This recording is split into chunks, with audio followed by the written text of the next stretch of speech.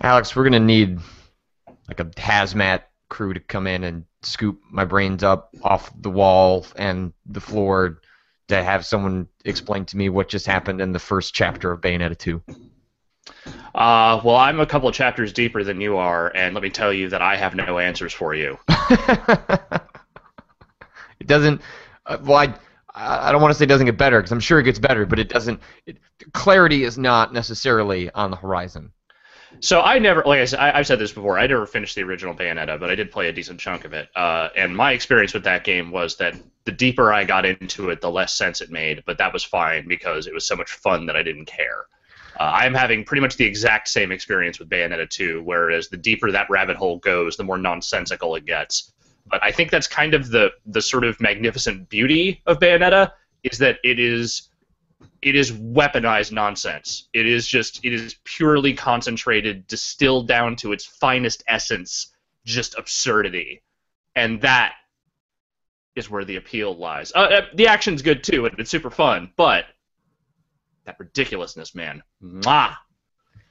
Yeah, I've been playing a bunch of Dragon Age Inquisition, which I'll get to in a minute. But I had planned for the next two games for me to play were going to be Dragon Age Inquisition and Far Cry 4, and I was just going to kind of swap between the two of those depending on my mood, depending on what kind of time I have. Like Dragon Age, you want to sit down and sink, a couple hours into. So if I've only got half an hour before, like let's say I'm going out, I'll boot up Far Cry 4 and get a couple of side missions done. But that PC version is a complete train wreck, a disaster, to the point where 3 different times I've tried to get past the introduction, and I have not been able to do so. All of which are the result of scripting errors that turn into hard crashes, so I start the game, everything's fine, and then the first sequence in which you're given control, none of the characters are doing anything. You're told run to the Jeep. So I start running to the Jeep, and it strikes me as odd that you have all these NPCs standing there yelling things, but nothing's going on. There are no explosions. There's no gunfire. And I get down there, and I get in the Jeep, and there's someone there that is clearly then supposed to drive me to the next location, and they're not doing anything. Oh no. And you can't get out of the Jeep. And then some enemies show up, but they can't kill you, probably because they're scripted to not kill you. I don't know. You can't die. You have to load the next checkpoint.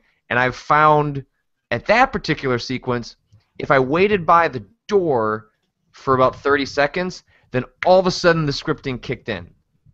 But then if I rushed too fast to the Jeep before the yellow marker shows up, the scripting for the Jeep doesn't kick in, and you're still stuck in the Jeep. Jesus fucking Christ. What happened to video games, man? Then I noticed if I click load last save, it gets me into the same loop. I can't get past this Jeep scripting. If I click load last checkpoint, the scripting kicks in. And then I made it past the Jeep sequence. I made it past the initial stealth sequence. Like the tutorializing is happening.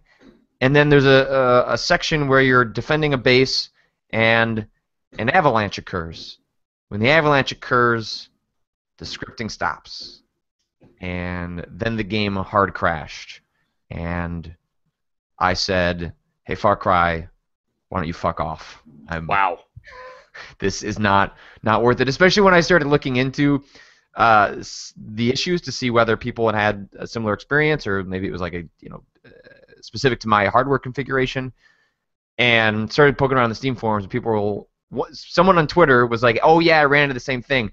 I just alt-tabbed a bunch and the scripting would kick in and then I could go forward. And good. Another someone on the Steam forum said, "Oh, it's a issue related to the gamepad support. So if you play with a mouse and keyboard for the first hour, then switch to the gamepad, you'll be okay." And both of those solutions drove me up the wall, and I just said, "No, I'm going to download Bayonetta 2, a game I know works, a game I should be playing, and I'm just going to tell Far Cry to go away, and maybe I'll come back in a month, and it'll all be sorted out." Best choice you could have possibly made, which is not to say anything ill of Far Cry 3 or Far Cry 4 when it works. I've heard it's quite enjoyable if you were into the Far Cry thing, but I think you made the right decision because Bayonetta, motherfucker, right? Right? Yeah, y- yeah. I So tell me mean, a little bit about your feelings, your experiences, the things that bubbled to the surface as you played through that first chapter. my jaw on the floor. Uh huh. I appear to be fighting on a jet, Yes, there was a part where you were fighting on jets. and then you're fighting a dragon.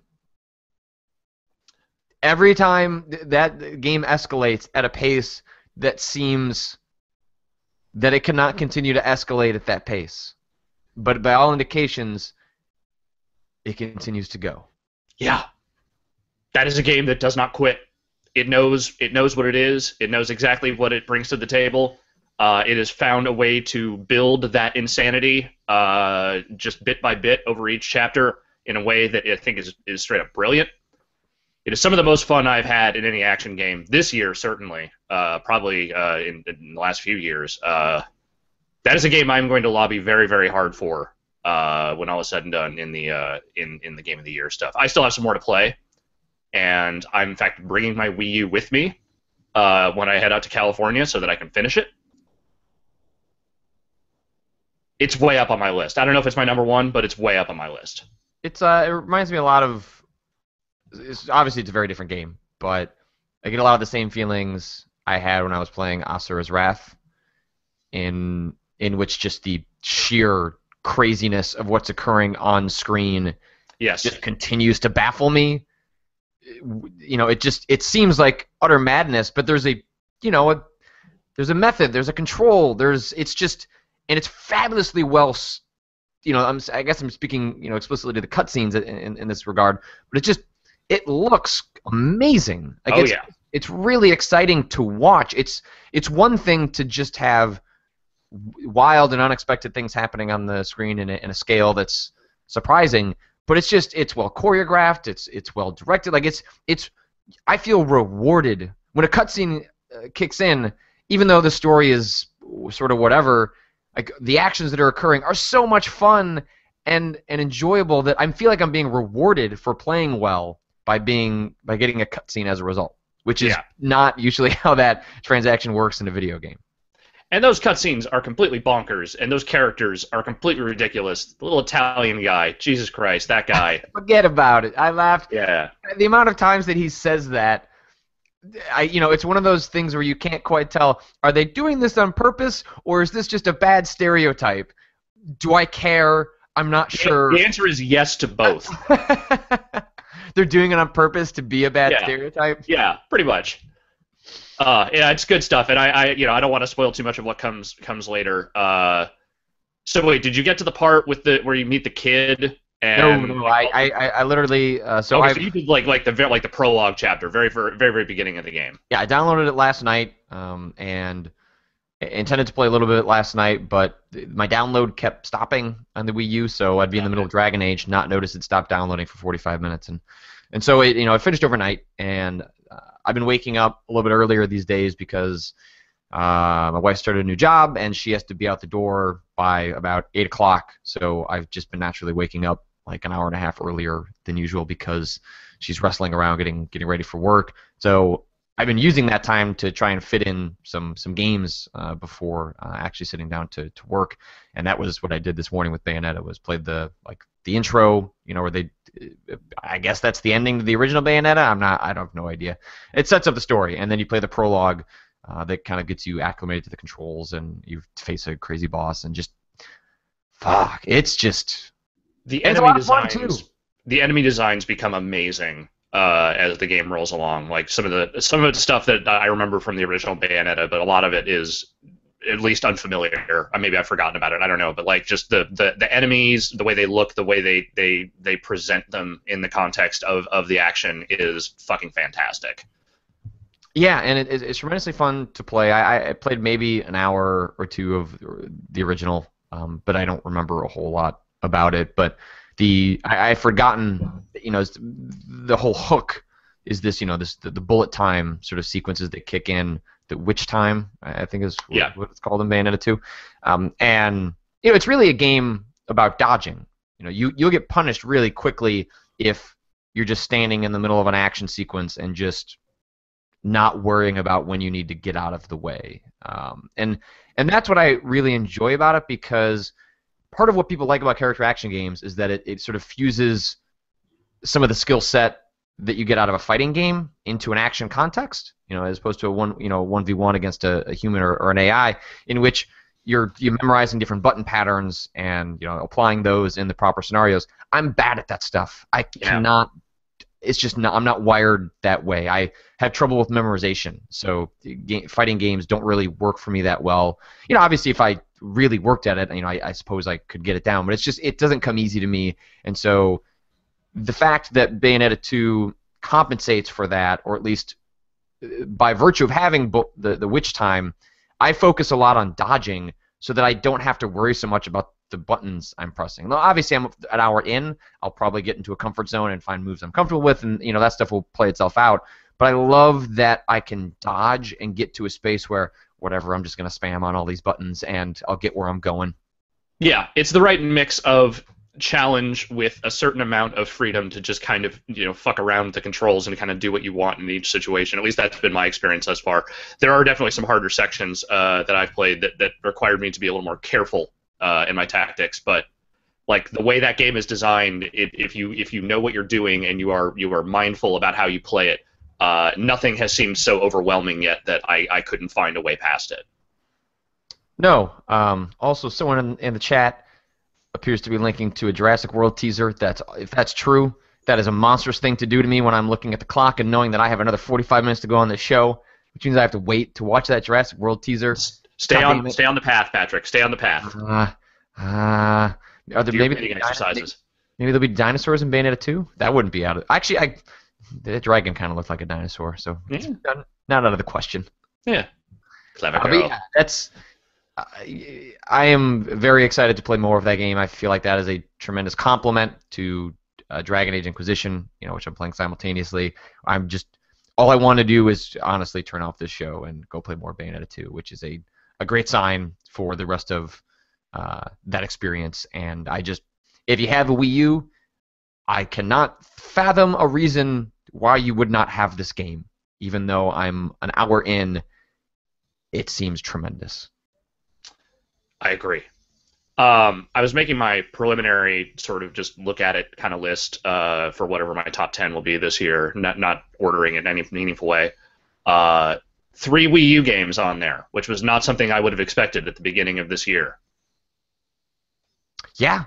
Hey, the Wii U's got good games. It does. It got that Bayonetta. It's got that Mario Kart. It's got that Shovel Knight, which is what I ended up playing Shovel Knight on. So those are some awesome games. Yeah, I'm excited. I got a big group of 10, 15 people coming over on Saturday for a big old Smash Brothers session.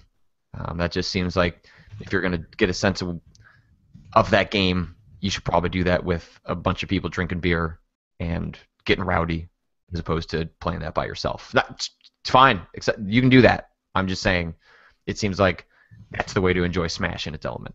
Yeah, I will play that there Smash. My girlfriend is a little bit more of a fan of Smash than I am, and she at least likes playing those with friends or whatever. But for me, it's never been my series. It's never been the thing that I've super dug. But I'm going to download it for her because she wants to play it.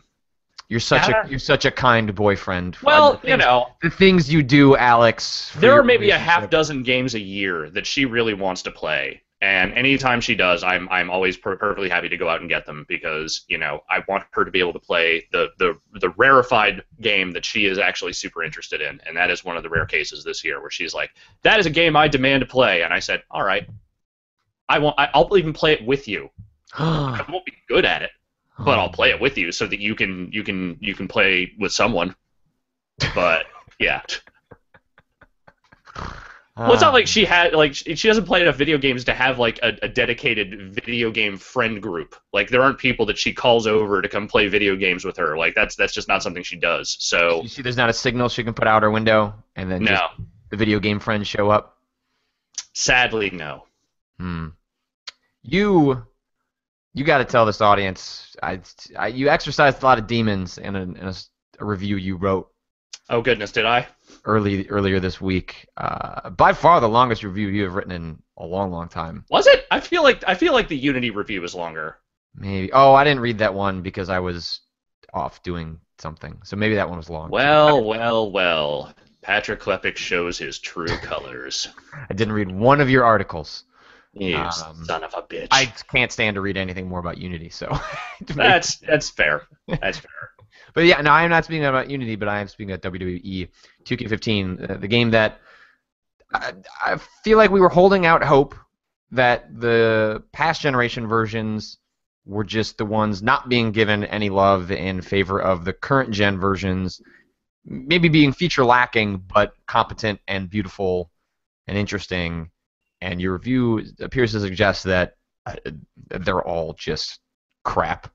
Yeah, it's a bummer. I mean, if you had to pick one, I would certainly say yes, get the current gen version over the last gen, because at least the current gen version has some ideas in it.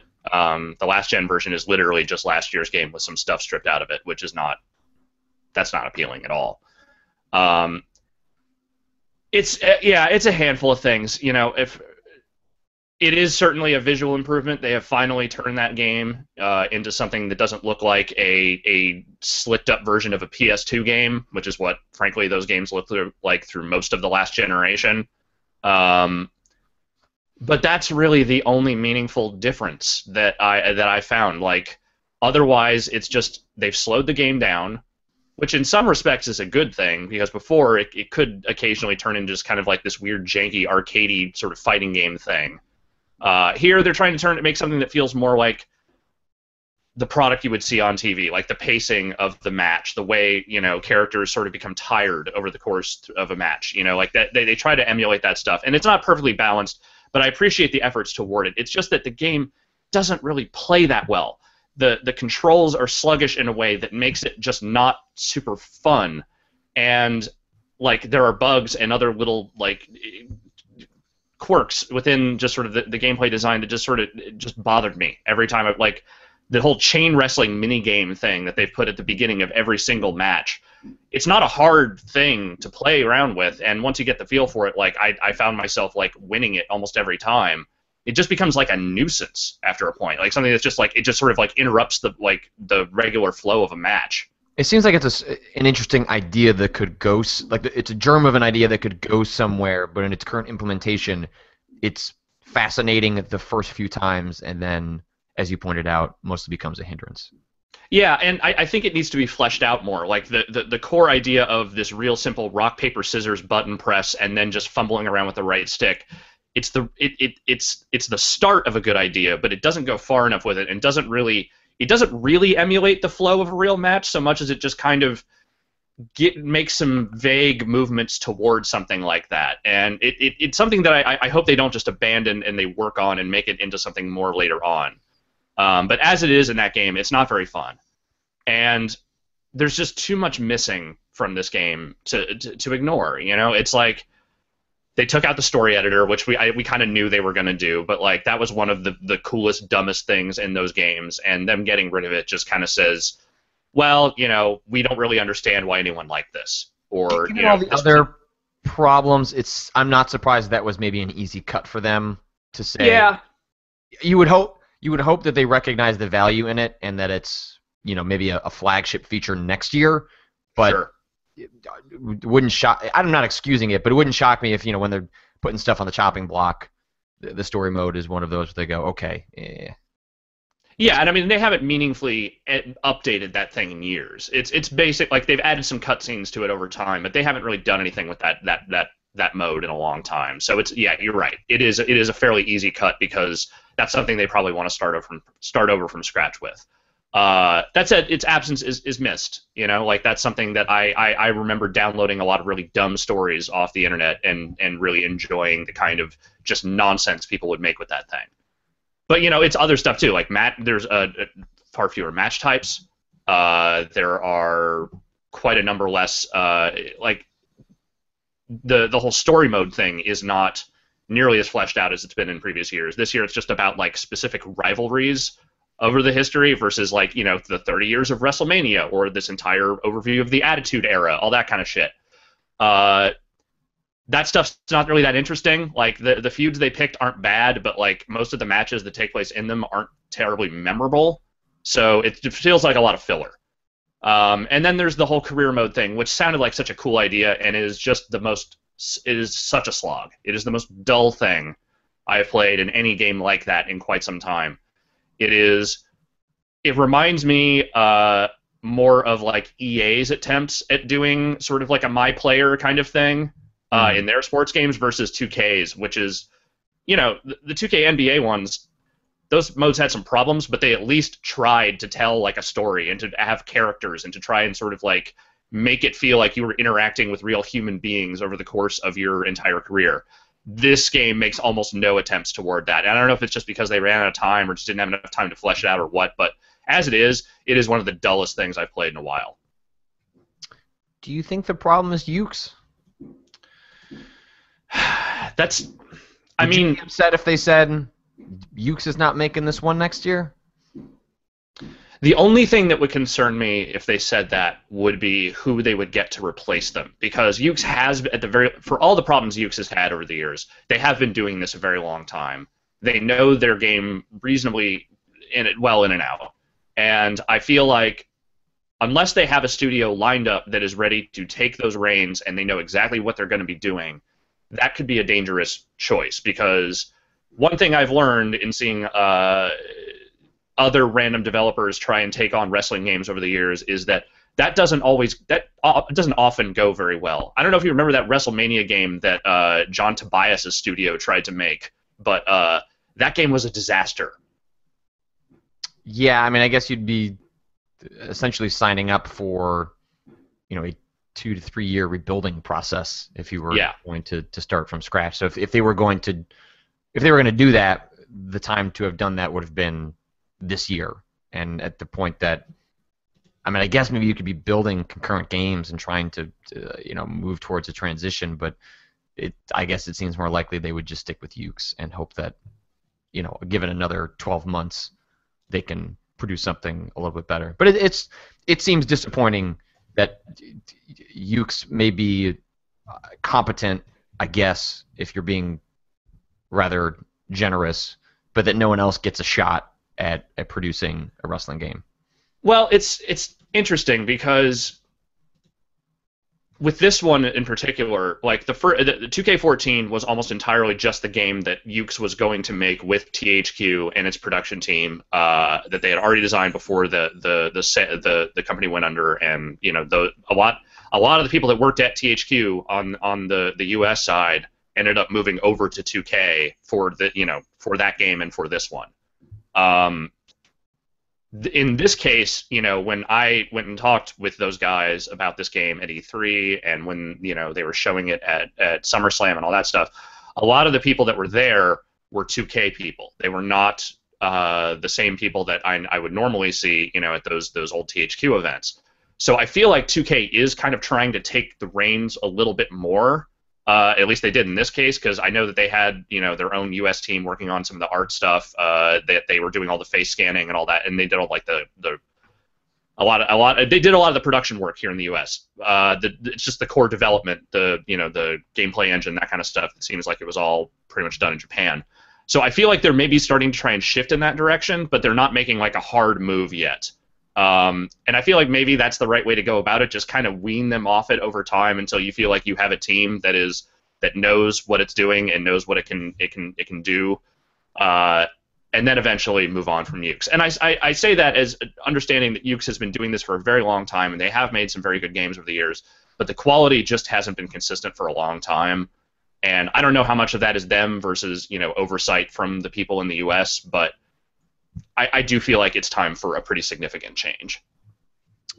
This announcement will mean nothing to people who are listening to the archive, but if you are still watching this and the chat has gone zany for you, the server crashed for the chat on nothing to do with our site. Our site's just fine, but it's on a server end. It's being worked on now. The chat should be up momentarily, if not by the time this part of the stream catches up to you. But if you've had issues for the last 10 minutes or so, they're being worked on. So That's a shame. Do you have any? Do you have optimism for next year, or do you like see a path forward, or is it just can't? It really can't get worse. So of course it has to get Well, better. it could get worse. Let's just. It could always get worse. But in this case, I would like to believe that hopefully they can just recognize what was wrong with this one, the parts where it dragged, the parts where it didn't really work. And they're already looking at that stuff as a foundation that they can build on. If that's the case, then yes, I do have some hope that they can turn it around next year and turn it into something that's a lot more enjoyable. As it is right now, this game feels every bit as rushed as I had heard from various sources that it was. They needed to get something on this year's platforms and also on last year's platforms, and I understand how that might, be something of a resource drain. But next year, they gotta do something better than this. Did you play anything else, or you just wrestling?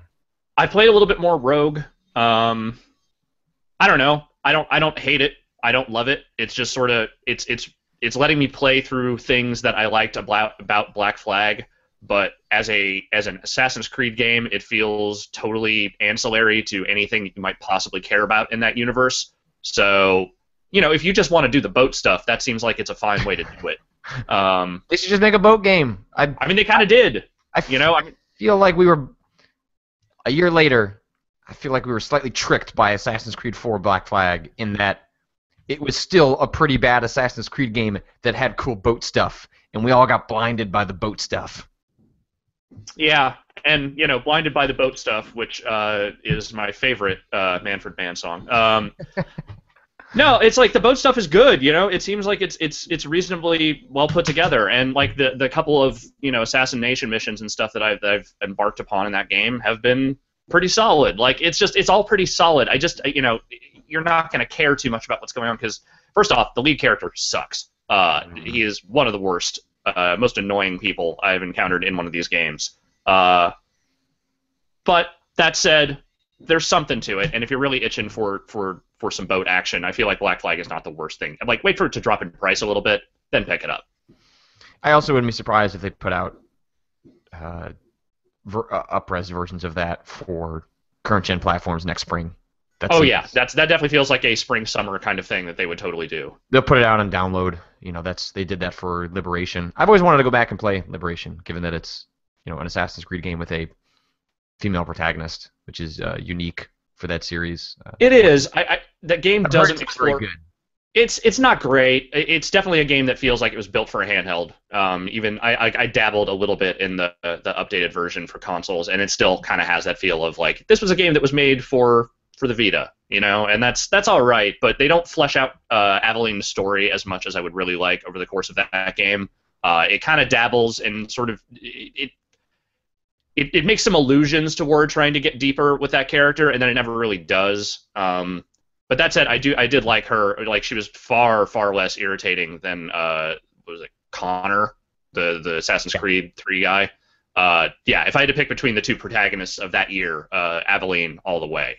I was encouraged. I saw an interview somewhere this week that as part of some of the pushback Ubisoft's been doing to sort of like PR damage control, given some of the backlash to the game and especially its technical issues, and accusations that the game was rushed. Even though I believe this game got a 2 or 3 year dev time, I think this one was given a lot of time to bake. But nonetheless, the team that worked on Freedom Cry, the DLC for Black Flag, which I thought was excellent, and did some really interesting things within the mechanics of Assassin's Creed that made me wonder why more interesting things aren't happening in the mainline stuff as opposed to the spin-off DLC. They're working on a full-fledged Assassin's Creed. I don't know if that's next year's game or the year after, but Freedom Cry was phenomenal. Really enjoyed what they did with that, and the prospect of them working on a full game, I just hope they aren't corrupted by the system, because they have definitely shown a tenacity that I haven't seen in some of these games that I hope expands out to whatever they're actually working on. FYI, Adewale is totally in Rogue. Yeah, he's awesome. Not in a super prominent role, but like he shows up pretty early on, and there's like a fairly long conversation where people talk about him in fairly hushed tones. It's cool. It's older Adewale too. Like he is gray haired and sort of like grizzled, but it's pretty awesome that they brought him back for that. That's that's badass. He was a great I would character. totally play an entire Adewale game. Yeah. Yep. Yep. Yep. Are you gonna finish Rogue? I'm gonna try. I'm not gonna be able to finish it before I fly to California. I might just bring my 360 hard drive with me and see if I can borrow one from the office to finish it. But yeah, I don't know. Like I like it enough to where I feel like I could see myself finishing it, which is more than I can say about Unity, which I kind of never want to turn on again. Yeah, I'm definitely in that boat. I was happy to see the credits roll on that game, just because you're out of my life. I'm surprised you went all the way through it. Like I feel like that is a game you could have very easily abandoned because why wouldn't you? But then again, I give you credit. You saw it all the way through to the end. Oh, my dog is going nuts. The dog knows you're talking about Unity and it wants you to stop. Oh, there's probably there's another dog in our building. I assume it's going. Shut my door. There we go. I assume the dog. I wish I could do that to the construction workers next door. So I have been playing. I've managed to fit in 8 hours in like the last 3 days of Dragon Age Inquisition, a game that I wasn't sure how I was going to feel about because I've never played a Dragon Age. I wrote a story on the site that went up yesterday, kind of walking through how I felt as a newcomer jumping into a series that's very established, has kind of a weird history, and it's looking at like Bayonetta or Far Cry 4. It's like, oh, I get what those games are. I could just jump in and have some fun with them, But Dragon Age is something pretty different, and it's a world I'm not familiar with. So I decided to say, screw it, I'm gonna jump in, and it's awesome. Yeah. So after reading that thing, that was sort of like the final, like, okay, I'm actually gonna play this. So I went out and picked up the PS4 version last night. That's the one I'm playing. It has some frame rate issues every once in a while, but by and large, I've had zero problems with it. I know some people have reported some glitchiness, but Dragon Age seems pretty low on the glitchy scale compared to some other games this holiday season. Not that. Yeah, we're talking about shades of shit here. Yeah, I haven't run into anything game breaking or that has hurt my experience at all. But wow, it is just. Yeah, I mentioned this in the article I wrote, but the feelings I get in the first 5-8 hours I played of this are the feelings I had when I started out in Skyrim. It's just that sense of, oh my god, look at this world. I'm going to have endless things to do, and it seems it's a different game than Skyrim, right? Like it has different goals. So I think comparing the two happens only in the sense of the idea of going on a grand adventure in which there's lots to do, not comparing their actual design goals. But I like the combat in Inquisition. I like the world. I like the characters. Like those are things I didn't really necessarily care too much for in Skyrim. Like Skyrim, I enjoyed so much because of its like sheer ambition and the exploration aspects. But Dragon Age, like the politics are fucking crazy and interesting. The religion is at the heart of the story. I mean, the game opens with the killing of essentially the world's pope. Yeah. And it's like nuclear demon explosion or something, right?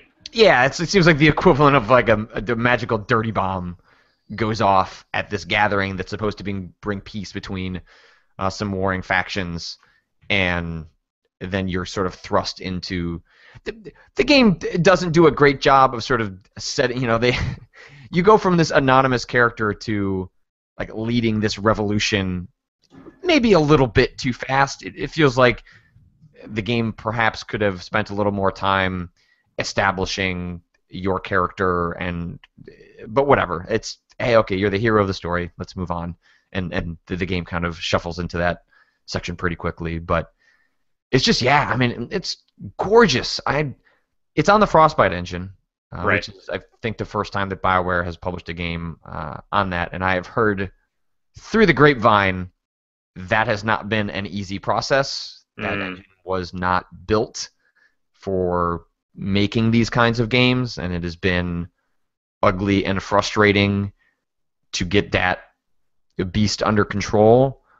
but you cannot argue with the results Right. because it just looks amazing.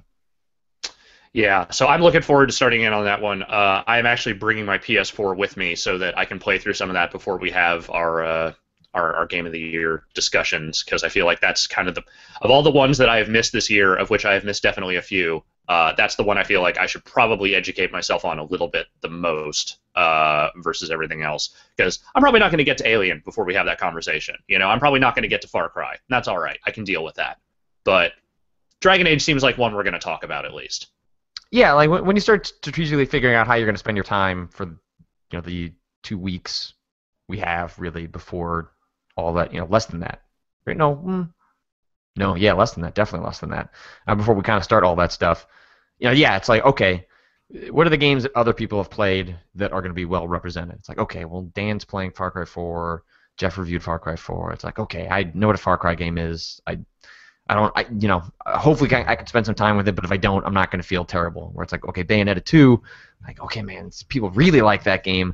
I don't know how I feel about that. I got to jump into that. Like Dragon Age is like, okay, that's a game that I know most people aren't going to play, so I want to make sure I get a bunch of time in with that. I cannot reasonably be expected to finish that game before Game of the Year, but I can probably get 20, 30 hours in and feel like I have a good sense of what's going on there. Yeah, like I'm going to be at my parents' place, and once Thanksgiving is done and my girlfriend flies back to New York, I'm going to have nothing but downtime in grand old Petaluma, California. So that feels like a real good time to spend some time with some Dragon Age.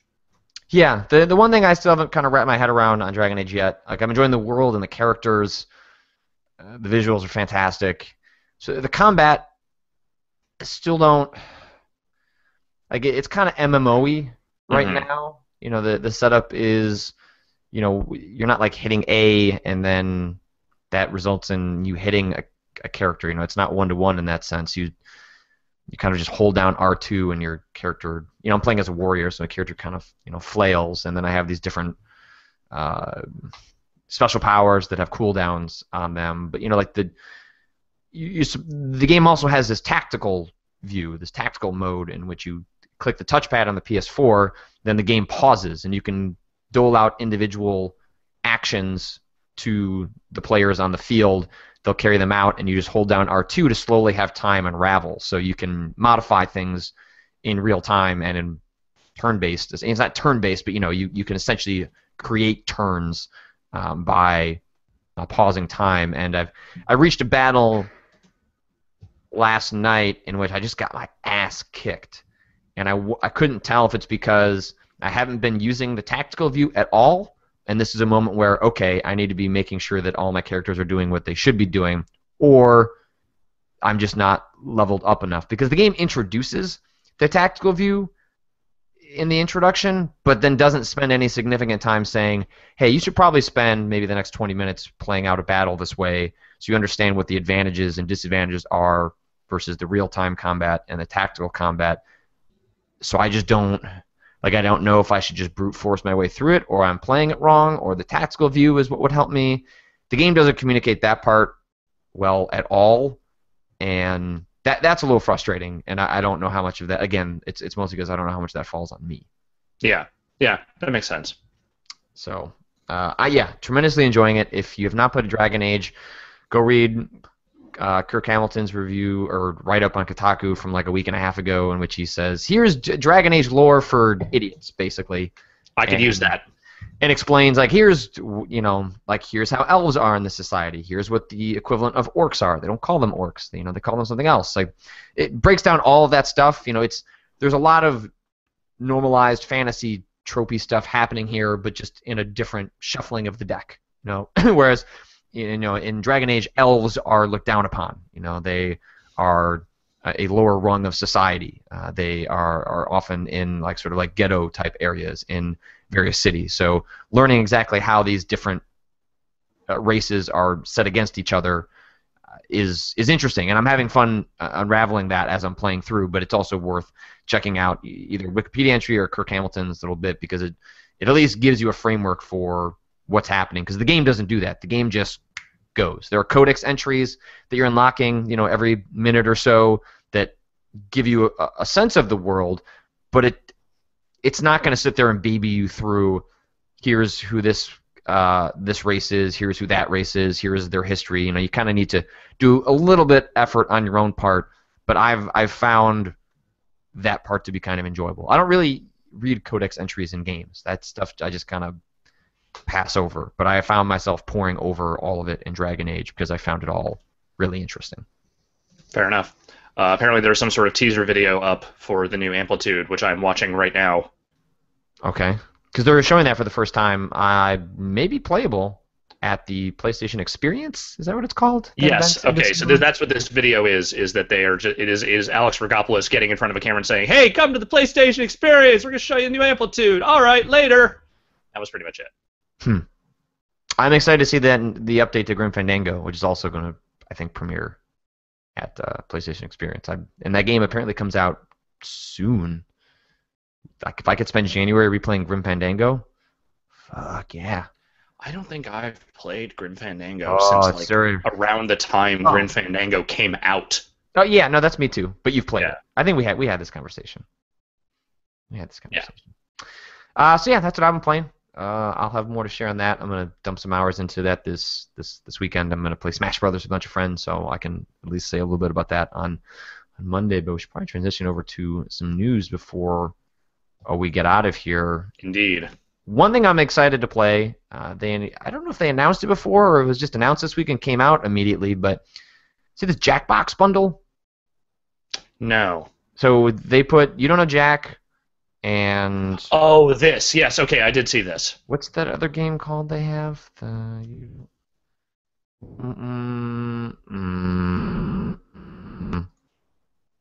the hell was that sound?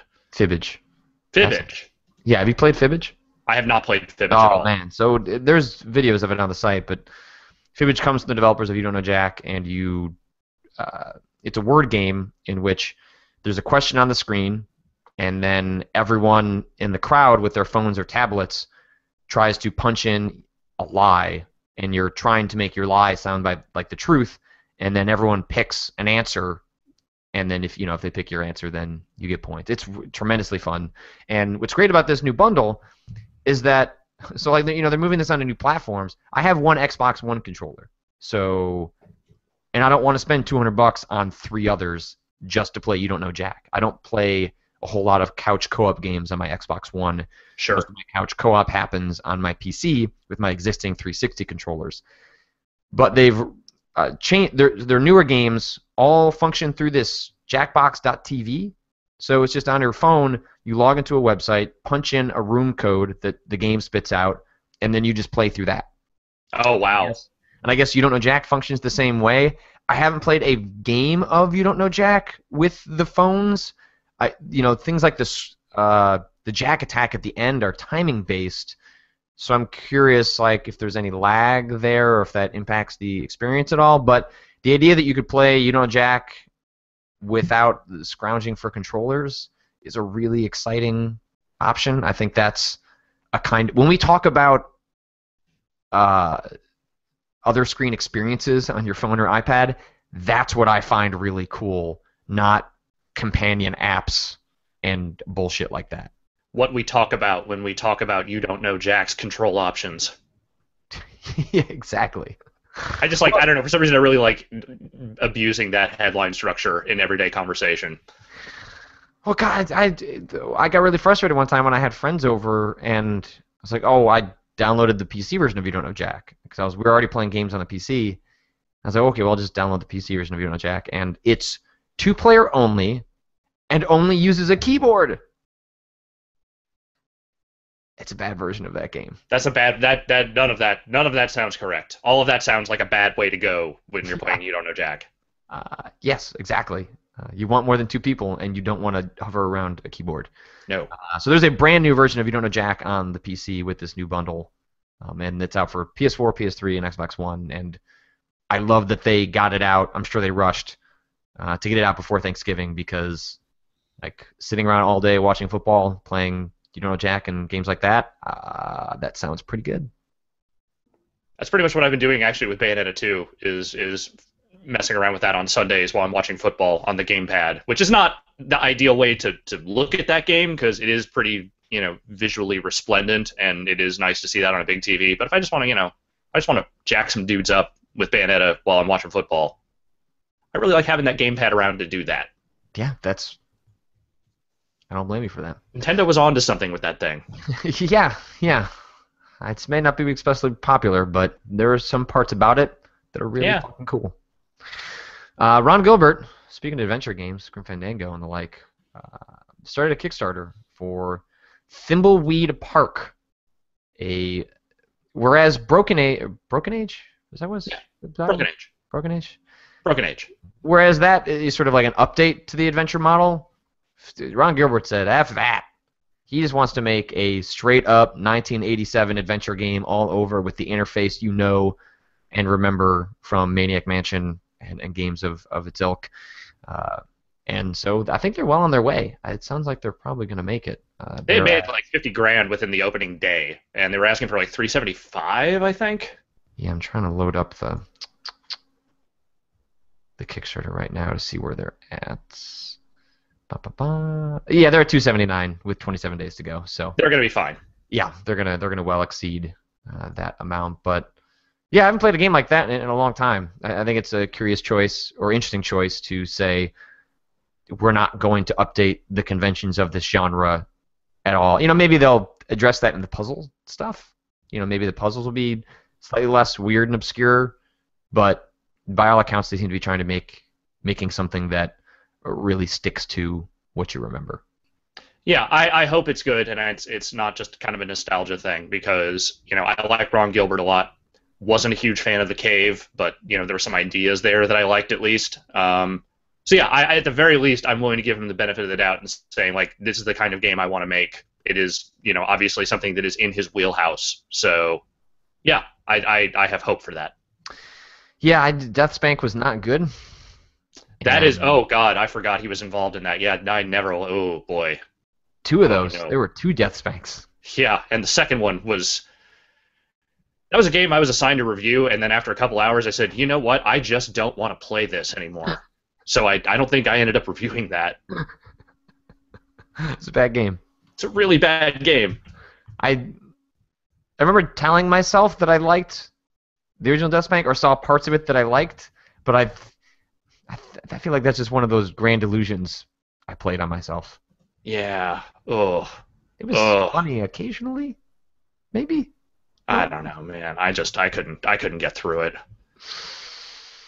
Yeah. So maybe you think Ron Gilbert going back to his roots will result in something that is a little more in line with what we'd all like to see.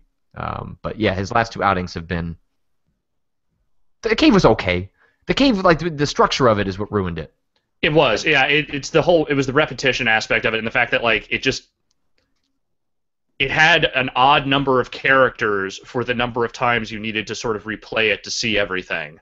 And the fact that when you replayed it, you had to go through the same puzzles all over again, with the exception of the character-specific ones. I mean, that's what broke it for me. I thought the game was pretty funny. I enjoyed the physics stuff. Like, it was fun. It wasn't, the greatest game ever. But my first run through was like, yeah, that was pretty good. I enjoyed that. I'd spend 2 hours playing through that again. But then as I did that, realized, oh no, you're gonna really make me do all of these puzzles I did already. All of them again, and that's what broke it for me. It was it was a good idea that just let me skip that shit. Yeah, for sure. We got first trailer for Game of Thrones. Yeah, that popped up. They managed to keep under their hat that they were going to have voice acting and likenesses of essentially the Lannisters. It appears. Maybe there are some other characters that are teased in that first trailer, but the Lannisters it appears will be playing a critical component in, or at least maybe they'll be the ones that sort of kick off whatever spin-off adventure that you're tasked with. But interesting. The licensed stuff for Telltale has kind of gone up and down over the years, and I'm definitely going to play this one because I love me some Game of Thrones, And I love the fact that we're going to get more Peter Dinklage in a video game this year, except this time it will actually just be as the character he plays from Game of Thrones. Now, wait, is it actually Peter Dinklage? Because, I don't I mean, Lena Headey was in the trailer, but I didn't hear his voice in there. I saw his likeness. His likeness is there. The likeness is there, and yeah, obviously, you know, Lena Headey? Headey? How do you say her name? Headey, one of the two. Cersei. Yeah. We'll just go with her character. Yeah, her voice is in it. But yeah, I don't know. I guess we can't say for sure that they managed to get all of those other characters, but it would seem odd to get one of them and not secure all of them. I feel like you either go with all imitation actors or none. It's like Peter Dinklage, come on, man. Like that's a defining role for him. He's never going to be able to escape that. And the idea that you were going to put his likeness in and then have a Peter Dinklage I remember in that RPG that came out a couple of years ago, they got the guy who played the head of the Night's Watch, and they got Varys. But like Queen Cersei was a key character in that game, and they did not get Lena Headey for it. So that was a sound-alike, but they had two of the actors from the show otherwise. That stuff's so weird. I understand how that happens. If anyone, probably no one, but if anyone played the Lost game via Domus, I did. So did I. And that's a game that deeply suffered from incorporating all the characters you wanted to see and then just having some of the most awful, like, sound-alikes. The one who plays John Locke. That was the one I was thinking of. Yes, that the Locke character is so bad. Let's go hang out in the banyan trees. That's a pretty good imitation of that character from Lost via Domus. Go look up Lost banyan trees on YouTube. Hey, let's go hang out in the banyan trees. Sounds like Jon Stewart doing a fucking Mitch McConnell impression. Yeah, yes. Hey, drink some turtle soup. Why don't we go to the banyan trees? It's pretty close.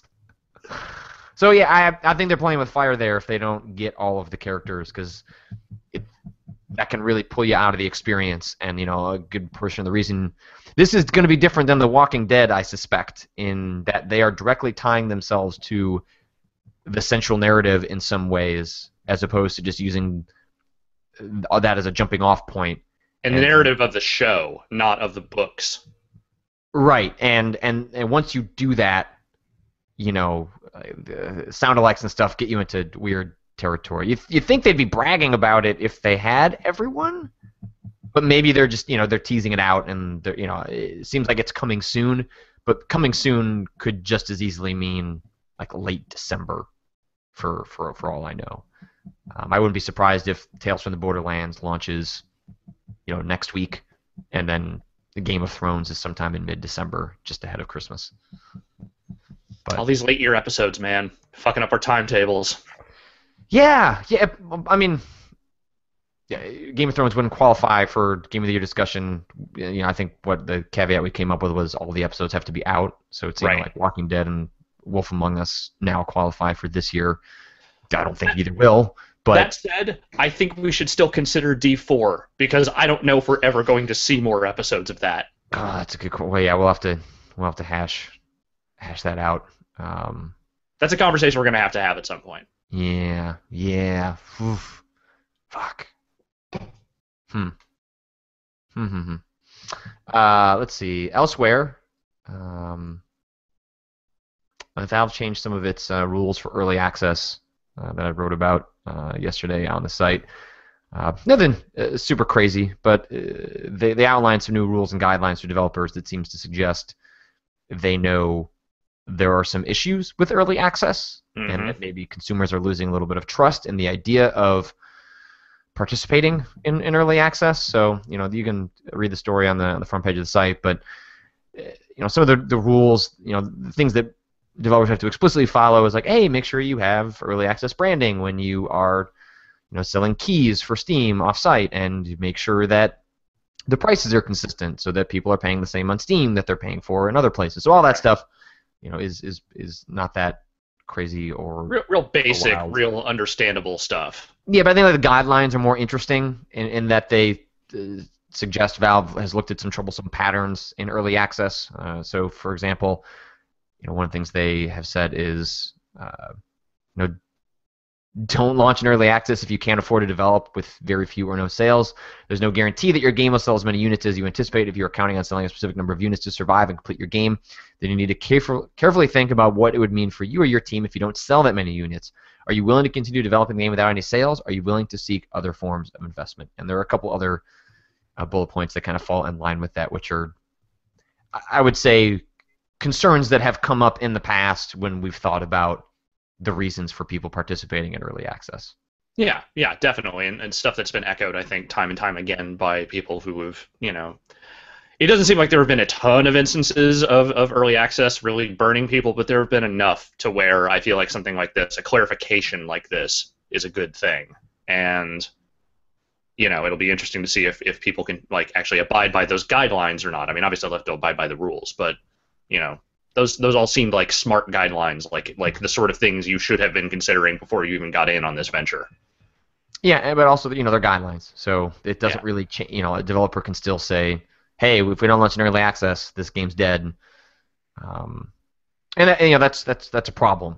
You can certainly see why that's attractive to a developer because it's a potential source of revenue on a platform that people trust, but when those games go off the rails or don't turn out well or development is shuttered for whatever reasons, that impacts everyone else too.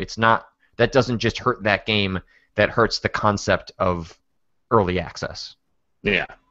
And I like, generally speaking, the idea of early access. There's a lot of caveats that come with that, and there have certainly been bumps along the road, but 5 years ago, games just came out.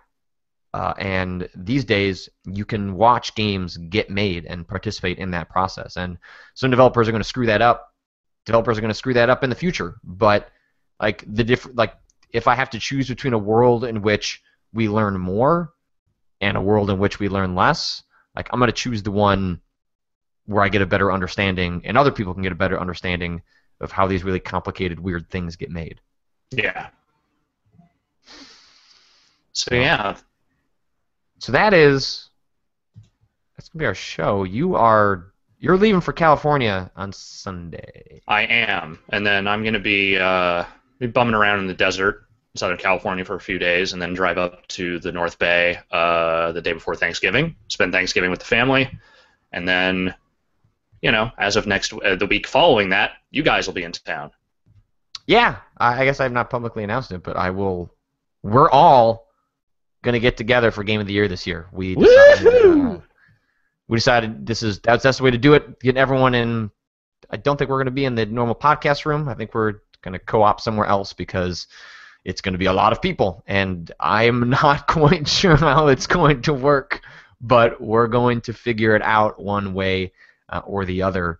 And the sort of plan is to get everyone out there for that first week of December.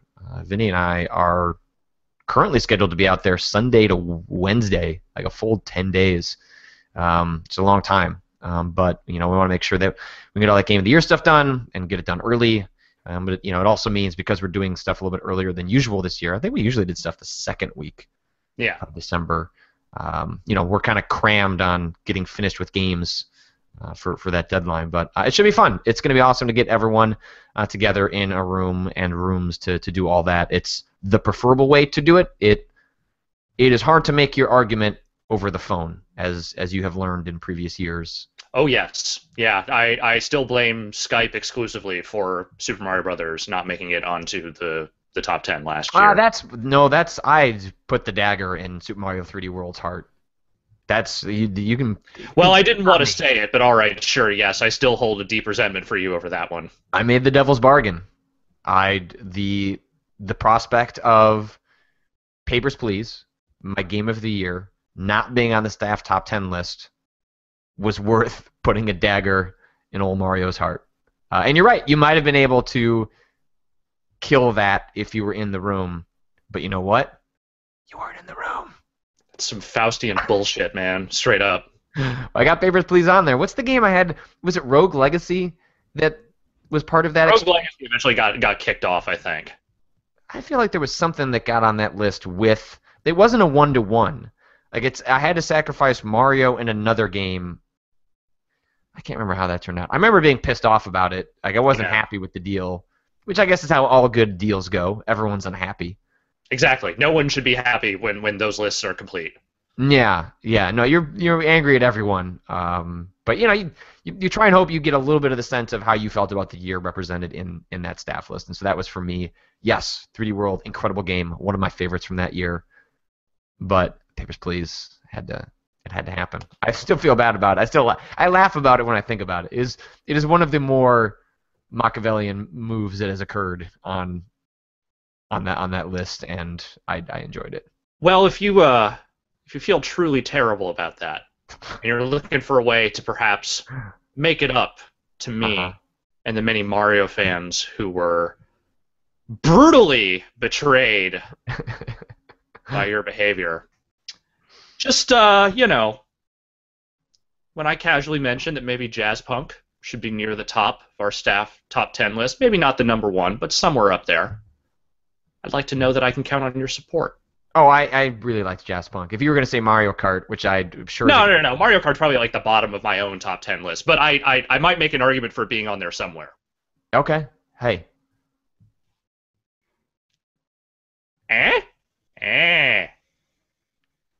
All right. Well, that's gonna do it. I'm not sure what's gonna happen on Monday. I will see if I can float together a guest. If not, I don't know. Maybe we won't have a show. I don't know. We'll figure something out. Yeah. We also would like to try and do something when we're all out there. I'm not sure if a morning show is exactly what we'll do. We have some ideas. We just need to kind of figure out how that fits into the scheduling and the fact that you'll be commuting with Jeff into the office. So I'm not sure. We will try and do a morning something. Maybe I can get Vinny to do something with me, and you could join when you get to the office. I don't know. We'll see. Yeah. We'll try and get some replacement in place during those times. But we'll all be on the West Coast, so it's going to be a little weird. But I'm excited. It's going to be fun. All right. Well, that's going to do it. Or I guess, what are you doing this weekend? What's your focus? My focus is getting ready to go out of town because I'm going to be out of town for 2.5 weeks. So I have a number of loose ends to tie up. Gotcha. Yeah. I'm going to play Smash Brothers and go to the Bears game at Soldier Field over the weekend, and hopefully they don't lose. That would be nice. I haven't seen them win in person before. Well, there you go. I have, but not at Soldier Field. So okay. All right. Well, that's going to do for the morning show. And Alex, I will not talk to you on Monday, but I also won't see you next week. But I'll see you the week after that. I'll see you soon. Yeah. Oh.